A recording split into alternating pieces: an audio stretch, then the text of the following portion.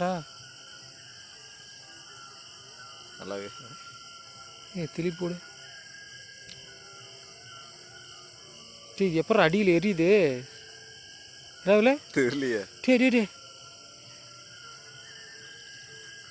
இது என்னடா இது?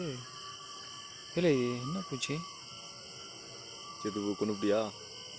டே எரியுதுடா அது. கொலைவில்லடா வண்டுரா தானே பறக்க ஆரம்பிக்குது. இந்த வண்டு பண்ணுற வேலை இடாவே இல்லை. கொண்டுட்டான். சாவலை அதை மயங்கி படுத்துருக்குறா.